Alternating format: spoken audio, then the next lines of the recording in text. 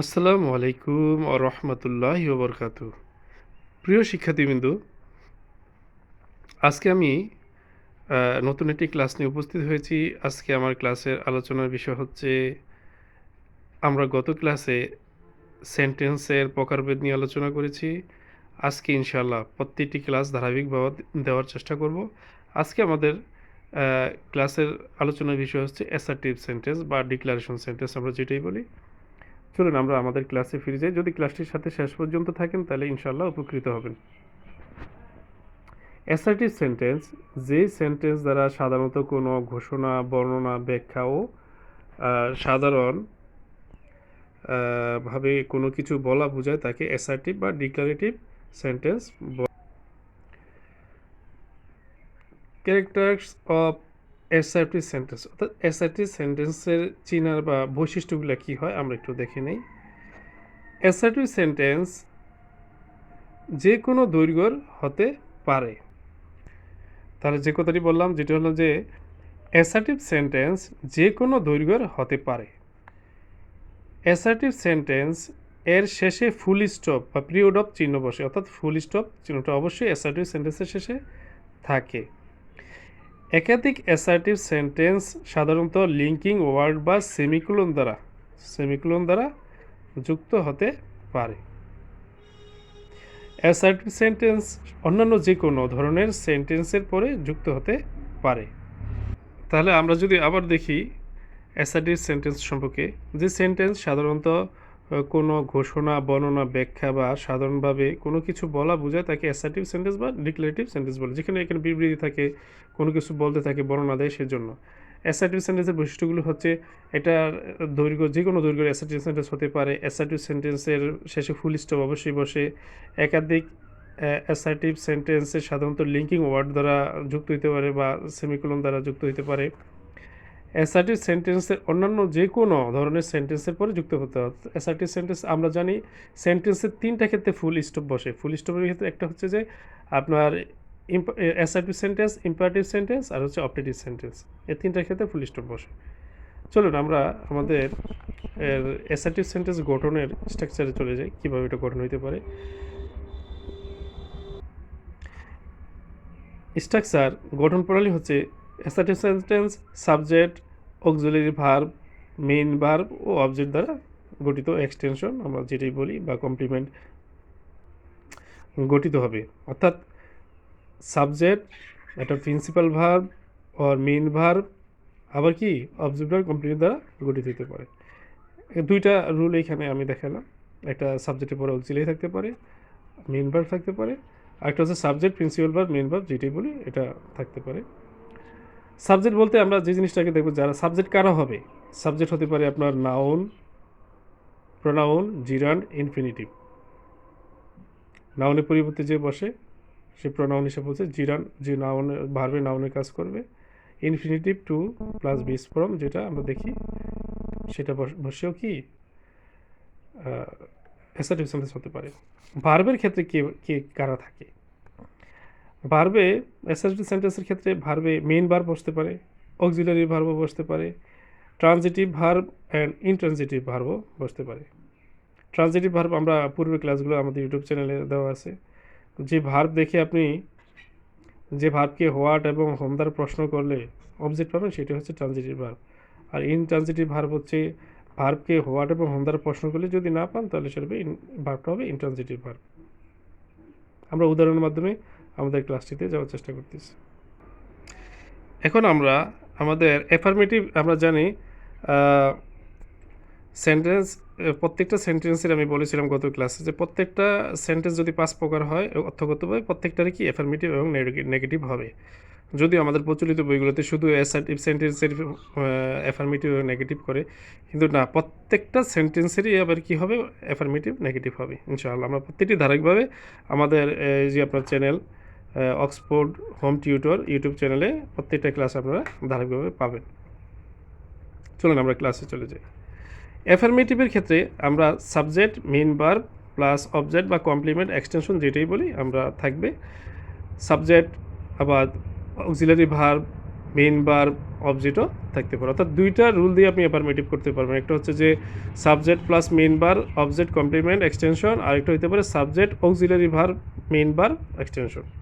আমরা কয়েকটা উদাহরণের মাধ্যমে একটু দেখার যদি চেষ্টা করি যে অ্যাফার্মেটিভ মানে হচ্ছে হাবোধক বাক্য। অ্যাফার্মেটিভ মানে হচ্ছে যে হাবোধক বাক্য। শি টেক্স টি, সে কি নিল?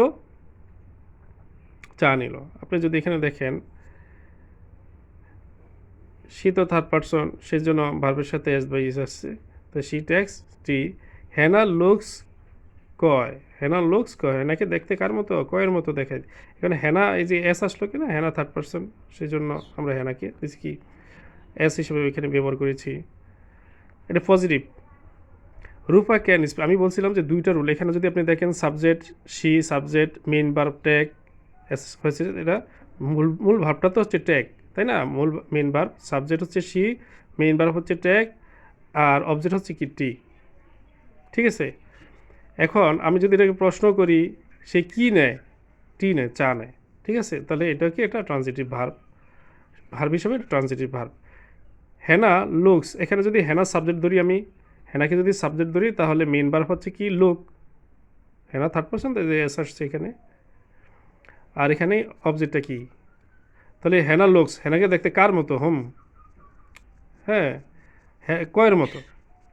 রূপা, এখানে আমরা আর দুইটা স্ট্রাকচার দেখিয়েছিলাম। একটা হচ্ছে যে আপনার subject plus auxiliary verb main verb. এখানে আপনি দেখেন তো সাবজেক্ট হিসেবে আমরা রূপাকে নিয়েছি। আমি বাক্যটা সেন্টেন্সটা পড়ি, Rupa can speak in English. Rupa, এখানে সাবজেক্ট দেখেন Rupa, auxiliary verb can, main verb হচ্ছে স্পিক, আর এই সবটা হচ্ছে অবজেক্ট বা এক্সটেনশন আমরা যেটা বলি। তাহলে রূপা ক্যান স্পিক ইংলিশ, এটা হাবোধক বাক্য, রূপা ইংরেজি কথা বলতে পারে। রিফাত ক্যান কুক নুডলস, এখানে যদি রিফাত দেখেন সাবজেক্ট, অক্সিলারি ভার্ব হচ্ছে ক্যান, মেইন ভার্ব হচ্ছে কুক, অবজেক্ট হচ্ছে কি নুডলস। আমরা যদি আরও একটু দেখি, হি রাইটস এ লেটার, সে একটা চিঠি লেখে, তাহলে সাবজেক্ট হিসাবে এখানে যদি আমি ধরি হি হচ্ছে সাবজেক্ট, মেইন ভার্ব হচ্ছে রাইটস, আর এ লেটার হচ্ছে অবজেক্ট। দিস ইজ মাই বুক, এখানে দিস হচ্ছে প্রিন্সিপাল ভার্ব বা মেইন ভার্ব বলি।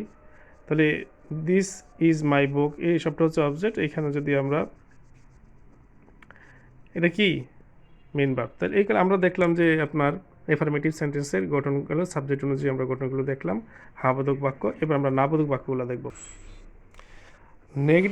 নেগেটিভ সেন্টেন্সের ক্ষেত্রে নেগেটিভ সেন্টেন্স হচ্ছে নাবোধক বাক্য। আমরা এখানে লিখেছি যে জিনিসটা এখানে লিখেছি, একটু আমরা যদি পড়ে শোনাই। নাবোধক বাক্য, সাবজেক্ট এর পরে যদি মেইন ভার্ব হয় তাহলে নেগেটিভ করার সময় ডু ভার্বের ইউজ করতে হবে। অর্থাৎ সাবজেক্টটা যদি নেগেটিভের ক্ষেত্রে যদি সাবজেক্টের পরে যদি মেইন ভার্বটা থাকে, মেইন ভার্ব দ্বারা শুরু হয়, তাহলে নেগেটিভ করার সময় ডু ভার্ব ব্যবহার করতে হবে। ডু, ডাজ, ডিড, এটা আমরা জানি, এর সাহায্য নিয়ে কাজটা করতে হয়। আর যদি অক্সিলারি ভার্বই থাকে তাহলে শুধু আপনার অক্সিলারি ভার্বের পরে নট বসাইলে হবে, নট বসাইলে আমরা নেগেটিভ করবো আর কি। ঠিক আছে, আর যদি মেইন ভার্ব হয় তাহলে শুধু ডু, ডাজ, ডিড দিয়ে নট বসাই দিলেই নেগেটিভ করবো ইনশাআল্লাহ। আমরা উদাহরণগুলো একটু দেখি, তাহলে সহজেই বুঝতে পারবো। স্ট্রাকচারটা হচ্ছে নেগেটিভ সেন্টেন্সের ক্ষেত্রে স্ট্রাকচার হচ্ছে subject plus auxiliary verb plus main verb. আর আমাদের নেগেটিভের ক্ষেত্রে স্ট্রাকচারটা যেটা হবে, একটু ভুল হয়েছিল, subject plus auxiliary verb not plus main verb object. তাহলে নেগেটিভ করার সময় অ্যাফার্মেটিভ থেকে নেগেটিভ করার সময় subject plus auxiliary verb plus not, তারপর প্লাস মেইন ভার্ব, তারপর অবজেক্ট। চলুন আমরা কতগুলো উদাহরণের মাধ্যমে দেখার চেষ্টা করি। আচ্ছা, আমরা যদি নেগেটিভ অ্যাফার্মেটিভ থেকে নেগেটিভ করার পদ্ধতিটা দেখাই, তাহলে সেটা হচ্ছে যে আপনি এভাবে করতে পারবেন, যেটা হচ্ছে যে subject plus auxiliary verb plus not plus main verb, তারপর অবজেক্ট। আমরা যদি এখানে একটু দেখি, সাবজেক্ট যদি হেনা লুকস কয়, হেনা লুকস কয়, আমরা যদি এটাকে নেগেটিভ করি তাহলে কি হয় দেখেন তো। সাবজেক্ট হেনা, লোকটা যেহেতু আমি বলছিলাম যদি মেইন ভার্ব দ্বারা যদি বাক্য হয় তাহলে সেখানে ডু, ডাজ, ডিড আনতে হবে।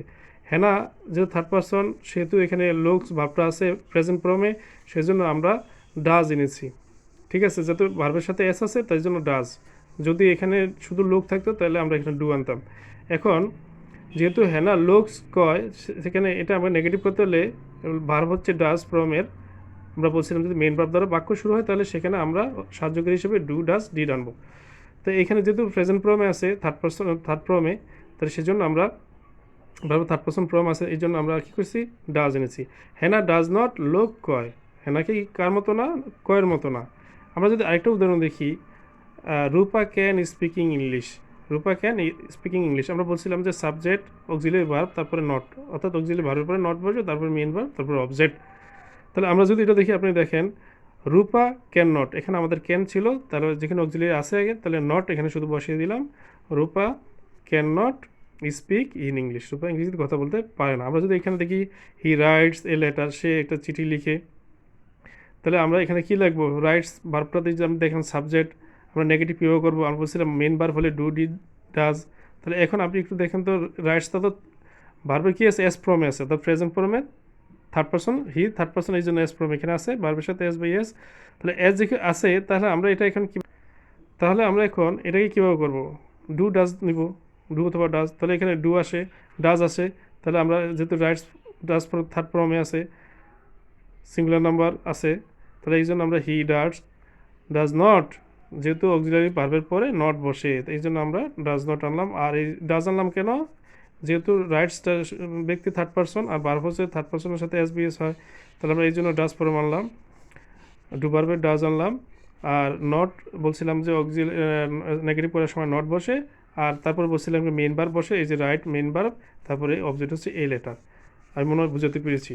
তারপর পরে বাক্যটা যদি দেখি, he is a student, he is a student, সে একজন ছাত্র। আমরা যদি এটা নেগেটিভ করি, এখানে অলরেডি একটা অক্সিলিয়ারি ভার্ব আছে, যদি এটা এখানে এই বাক্যে এটা প্রিন্সিপাল ভার্ব প্রেজেন্ট ফর্ম, এই ভার্বটা প্রেজেন্ট ফর্মে আছে, আর এটা আমাদের অতিরিক্ত আর কিছু দরকার নেই, এই জন্য আমরা হি সাবজেক্ট আনলাম, হি ইজ তো আছেই, তারপরে শুধু নট বসিয়ে দিলাম, এই student, he is not a student. তাহলে অ্যাফার্মেটিভ থেকে আমরা এটা এই বাক্যটা দেখলাম অ্যাফার্মেটিভ, এটা দেখলাম নেগেটিভ, ঠিক আছে। দে আর স্টুডেন্ট, তারা কি ছাত্রছাত্রী। এখন তারা এখানে যেহেতু আর দেওয়াই আছে, একটা অক্সিলারি দেওয়া আছে, তাহলে আমরা শুধু নট বসিয়ে দিলে হবে নেগেটিভ করার সময়, দে আর নট স্টুডেন্টস। আমরা যদি একটা বাক্য দেখি আপনার, তাহলে we are reading, we are reading, তাহলে এখানে আর যেহেতু আছে একটা অক্সিলারি আছে, তাহলে আমরা শুধু নট বসিয়ে দিব আর এর পরে, তাহলে এখানে we are not reading. I M a student, এখানে এম আছে একটা অক্সিলারি আছে, তাহলে আমরা জানি কি আই এম এম অক্সিলারি পরে শুধু নট বসিয়ে দিলে অ্যাফার্মেটিভ থেকে নেগেটিভ হয়ে যায়, I am not a student. এই ছিল আমাদের মোটামুটি বিশ্লেষণ, সহজে কীভাবে একজন শিক্ষার্থী অ্যাফার্মেটিভ থেকে নেগেটিভ করতে পারে সেই বিষয়ে আমরা আজকে এই ক্লাসটিতে আলোচনা করেছি। আপনাদের বোঝার সুবিধার্থে আমি এখানে affirmative negative, affirmative negative, affirmative negative এভাবে দিয়ে বাক্যগুলো কী বোঝার জন্য সহজে দিয়েছি। আমাদের আজকের ক্লাসটি যদি আপনাদের ভালো লেগে থাকে, তাহলে লাইক, কমেন্ট, সাবস্ক্রাইব করে অক্সফোর্ড হোম টিউটরের সাথে থাকবেন। প্রতিনিয়ত নতুন ক্লাস আপডেট পেতে বেল আইকন বাটনটি ক্লিক করে রাখবেন।